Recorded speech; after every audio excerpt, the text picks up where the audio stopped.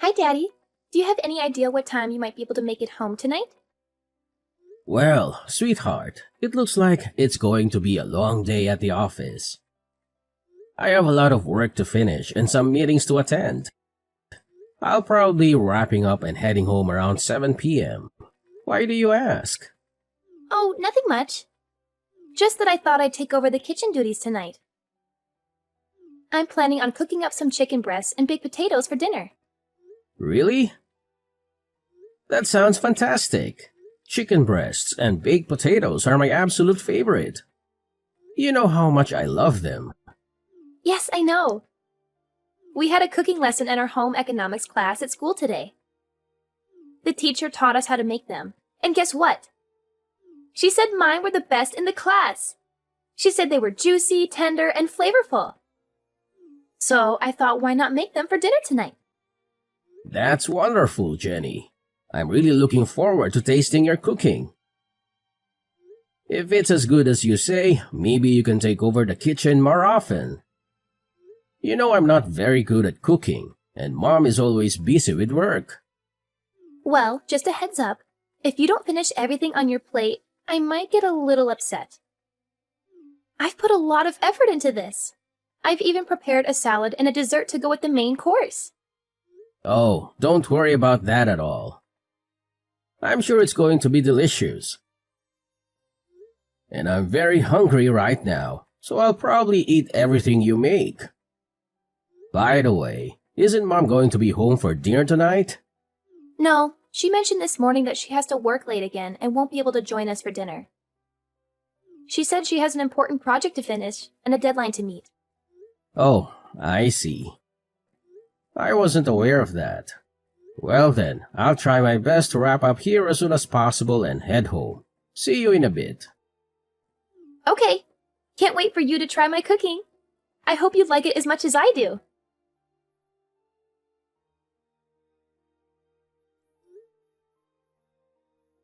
Kayleen, are you there? Huh? What is it that you need? I'm currently swamped with work. I have a lot of deadlines to meet and a lot of reports to write. Kayleen, are you planning on working late again tonight? Yes, I am. Is there a problem with that? Kayleen, remember our conversation last night? You promised me that you'd try to come home early today. We agreed that we should try to minimize the time Jenny spends alone at home. Did I say something like that? I don't recall making such a promise. Besides, there's not much I can do about it. It's work. Working moms are always busy. That's not a valid excuse, Kayleen. We're both busy. We had a discussion about this just the other day. We agreed that we need to be more present in Jenny's life. She needs our attention and support, especially at this age. What? Are you trying to paint me as the villain here? That's not my intention, Kayleen.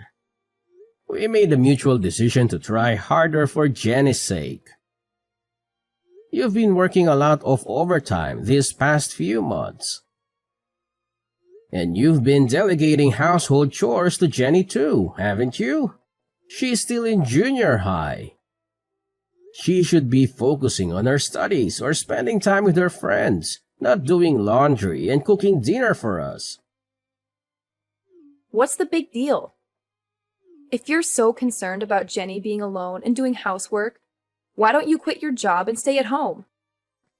And have us all live off of your income? You're a temporary worker, Kayleen. Your income isn't stable enough to support us all. You don't have any benefits or security in your job. Oh, so now you're looking down on me because I'm a temp worker?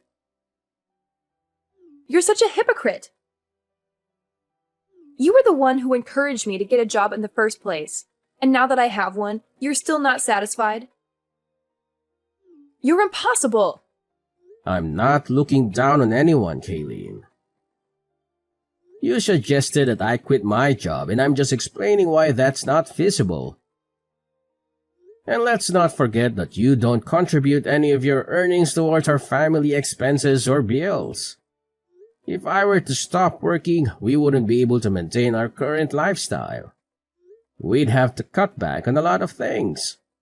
Well, raising a child is hard work, and being a temp worker was the only option I had. Maybe if you quit your job and stay home, I could find a stable full-time job and support us. Well, anything is possible. There's something I've been meaning to tell you. A woman doesn't want to be financially dependent on her man. She wants to be able to support herself financially. That means I don't want to be stuck at home having you dictate what I can and can't buy because of our budget constraints. I want to earn my own money and spend it on whatever I want, whether you approve or not. You need to understand that. I'm not quitting my job just so I can stay home with Jenny. Okay, Kayleen. I understand where you're coming from. My main concern was for our daughter's well-being. If you want to continue working late and aren't able to be home when Jenny is there, then we'll have to figure out another solution. Maybe we can hire a babysitter or ask one of our relatives to look after her. Oh, there's something else I need to tell you. You know the debate competition Jenny has been preparing for this week after school? Well, there was a scheduling conflict with the basketball tournament, and they had to move her debate competition to next week. Next week? That might be difficult for me. I'll have to rearrange some things. I already requested the afternoon off for this week, but I don't know if I can do it again for next week. Let's not mention this change in schedule to Jenny until we're sure whether or not we can make it. It would break her heart if we weren't there for her debate competition. Let me see if I can rearrange my schedule at work. I should know by Friday whether or not it'll be possible for me. Don't worry. Even if you can't make it, one of us will be there for her. She'll have someone there cheering her on. Okay then. If her debate isn't this week, then I guess I'll tell my boss that I won't need the afternoon off after all. Hopefully, someone will be able to cover for me next week. Okay. We won't mention anything about this change in schedule to Jenny until we're sure.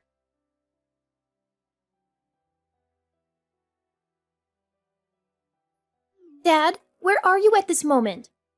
I've been searching for you everywhere. Right now? I'm still at the office, sweetheart. Is there something you need from me? Don't worry, I'll make sure to be home in time for our dinner together. Whatever. I can't believe you would just cancel our plans without even having the courtesy to inform me. What are you talking about? I'm really upset with you right now. I don't even want to see your face anymore. What? Jenny, what happened?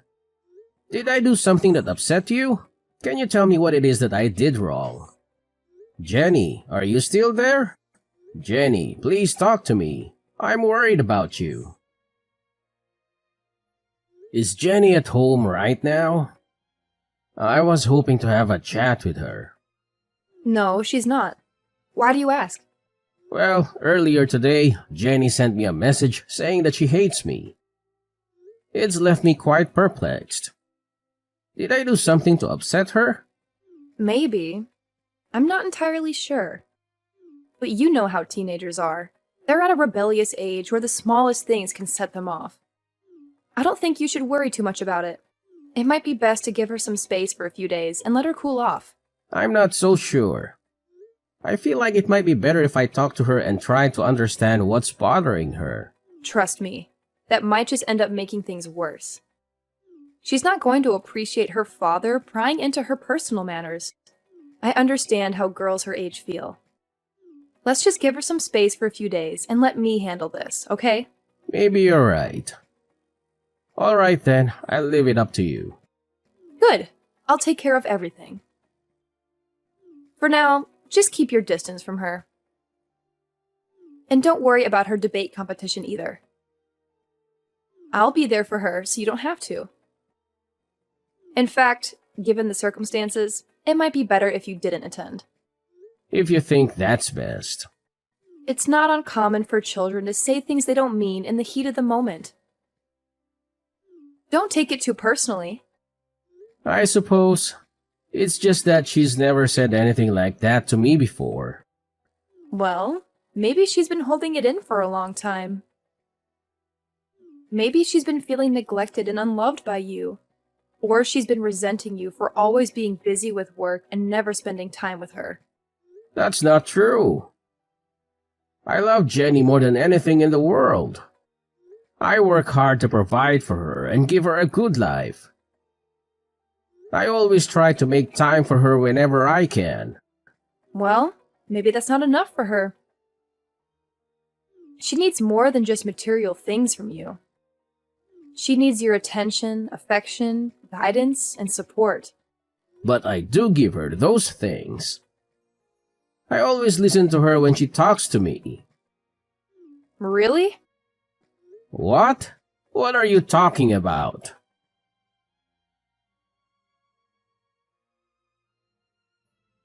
Jenny, what do you think about going for a drive tonight? Just you and me. It's been a while since we've had some quality time together, just the two of us. We could use this opportunity to catch up and talk about anything that's on your mind. No, I don't feel like it. Jenny, I've noticed that you've been avoiding me these past few days. I'm not sure why, and it's really bothering me. If I did something to upset you, I want to make it right. Can you at least tell me what's wrong? I'm here to listen. It's about my debate. You never came to see it. You said you'd come. You promised. Huh? Your debate? But isn't your debate scheduled for next week? No, it's over. What? Are you serious? Your mom told me it was rescheduled to next week. It wasn't rescheduled. Jenny, I'm so sorry. It's not just that. You told Mom that I'm ugly and stupid, didn't you? Mom's friend told me you said it. What? Jenny, I would never say anything like that. You're the most beautiful girl in the whole world. And I know you're smart.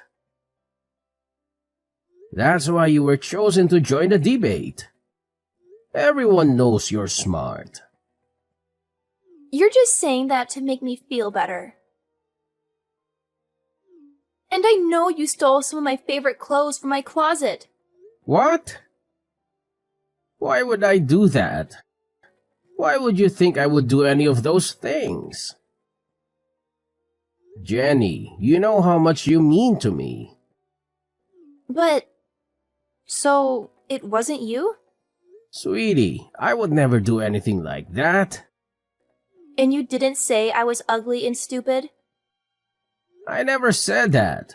I swear. Anyway, Jenny, I'm so sorry. I missed your debate. I feel terrible. It's not next week? It's really over? Yeah. I'm sorry. I don't know how this mix-up could have happened. I should have been there for you. I really wanted to go and watch you. I swear. Yeah, I know. I'm sorry too. So, sweetie, who was it that said I was saying bad things about you? Which one of Mommy's friends? The guy that Mom brought to my debate with her. Huh? I didn't know who it was, so I felt really strange when I saw him with her. And after the debate, the three of us went out for dinner. And her friend was acting like he had known me for a long time. He was way too friendly. It was kind of creeping me out. Was it someone you know? No, that was the first time I'd ever seen him. I see. How about we talk more about all of this tonight? And let's not tell Mom about our conversation, okay? Okay, let's go out for dinner. We haven't done that together in a long time. That sounds like a great idea. I'll be leaving the office in a few minutes. See you soon. Okay. That night, Jenny told me a bunch of things my wife had been doing. Most of what she told me were things that I didn't think should be coming from the mouth of a junior high student. Jenny and I agreed that we'd continue on with our daily lives for a little while as if nothing had happened. Just long enough for me to figure out what we should do next. During that time, my wife messaged me about a parent-teacher interview she had to go to on a Sunday. I guess she thought that Jenny was still upset with me and not speaking to me. She told me that she'd go to the meeting with Jenny and suggested that I go and visit my parents that day to take my mind off of Jenny and the parent-teacher interview. That's just the opportunity I was waiting for to put my plan into action.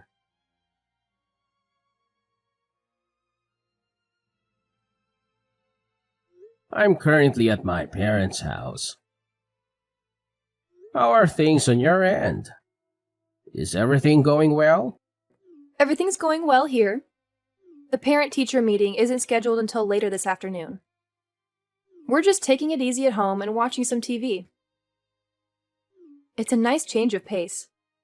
Wait, did you say you're at home? I thought you might be out somewhere. Yes, why wouldn't I be? I'm just enjoying a quiet day at home. Oh, I see. So you're living in a hotel now? That's news to me. I must have misunderstood something. What are you talking about? Why would I be living in a hotel? Well, to be honest, I'm not actually at my parents' house right now. I'm downtown. And guess what? I saw someone who looks exactly like you. She even went into a hotel with a man I've never seen before. She seemed really happy and excited. Maybe she had a double espresso this morning to kickstart her day. That's interesting. But I'm sure you're mistaken. It must have been someone else who looks like me. Are you sure? Because she's wearing the same suit you said you were going to wear to Jenny's parent-teacher interview today. The exact same dark blue blazer. The guy looked pretty dressed up too. I wonder if she's planning on going to the parent-teacher interview right after leaving the hotel. If it was you doing that, I'd be really upset. I've already told you that's not me. You're obviously mistaken. It must have been someone else. But I'm really curious to find out. If it's not you, then maybe you have a long-lost twin. If that's the case, I don't want to miss this opportunity to reunite you two. So I think I'll just wait outside the hotel until she comes out. Okay. You want me to come out and say it, don't you? Yes, I'm cheating on you. Who cares? Sorry. You admitted to that a lot faster than I thought you would. Well, I couldn't stand your indirect accusations anymore. You're always so annoying. That's probably why Jenny hates you so much, too. By the way, I'm leaving you and moving in with my new boyfriend. What? What are you talking about? Exactly what I said. At first, I was going to make you take Jenny, but my boyfriend said he'd feel sorry for her if she wasn't with her mom. So he figured it'd be better if Jenny came to live with us. Is that really what Jenny wants? Of course. She doesn't want to live with you at all. Well, Jenny is the one who told me that you'd likely be with that guy today. What? Do you really think I'm that naive? A parent-teacher meeting on a Sunday afternoon? That's quite unusual, don't you think? And by the way, Jenny mentioned that the guy you're with was trying a bit too hard to be nice to her. It was making her uncomfortable. What are you talking about? And she also mentioned how overly affectionate you were being with him. You were trying too hard to get Jenny to like him. She could tell that neither of you were acting like yourselves, especially you. Ugh, that ungrateful child. Kids aren't as naive as you think. They can see right through someone when they're being insincere. Whatever. You and Jenny can do whatever you want. I'm leaving both of you. If you want, you can sue me for compensation money. I don't care. My boyfriend will pay it for me. He's wealthy, so it won't affect him at all. You know, I don't think that guy is really interested in you. What are you talking about? Jenny told me that some of her clothes have gone missing from her room. Have you been inviting that guy over to our house? Yes, he's been over. But her clothes are missing? Jenny's clothes? He's the only person I can think of who would take them. Don't you think that might be why he was so insistent about Jenny moving in with you two? No. He's not like that. Why don't you just ask him? He's in the same room as you right now, isn't he? Hello? Are you still there? He left. What happened? When I told him that after we divorce, I was going to have Jenny live with you instead of me. He said, well then there's no point in any of this, and just left. Is that so? That's hilarious. Did that really just happen? Oh, some guy looking really upset just left the hotel. That must be him. Don't worry about it. Hey, are you still there? Yes, I'm here. I literally just sent you a message. No, I mean, are you still standing in front of the hotel? Yes, why do you ask? I'm in room 405. Why don't you come up here? What are you talking about? I'm sorry for all the harsh things I said to you earlier. I realize now that I was wrong. I promise not to behave like that again. Can we talk this over? That's not possible right now. So just hurry up and get down here. Why not? It wasn't my fault. He deceived me. I had no idea he was that kind of person. You're only saying that because now you know he wasn't really interested in you. But he promised me the glamorous life I've always wanted. How could I resist such an offer? He lied to me. He's the bad guy, not me. You can't blame me. Any girl would be taken in by that. But women don't want to be supported by their man. They want to be able to support themselves financially, right? Shut up. I take back what I said before. I'm not talking about what you said before. That's what the person beside me is saying right now. Your boss at your current temp position. What? I looked into it and found out right away. The guy you were cheating on me with is your boss's husband, isn't it? I'm down here in the lobby with your boss. We were both here the whole time. She grabbed her husband as he was trying to leave the hotel. Just wait. Is she really downstairs? Mrs. Peterson? Yeah, that's why I told you to hurry up and get down here. We're all waiting for you. What? No way. I'm not going down there. You have to do something. There is no getting out of this now. Mrs. Peterson is suing both you and her husband for your affair. Oh, and you can bet that I'll be doing the same. You don't even want to imagine how much this is going to cost you with both of us suing you. But you'll have no problem paying for it, right? Because you've been working all that overtime for the past couple months, right?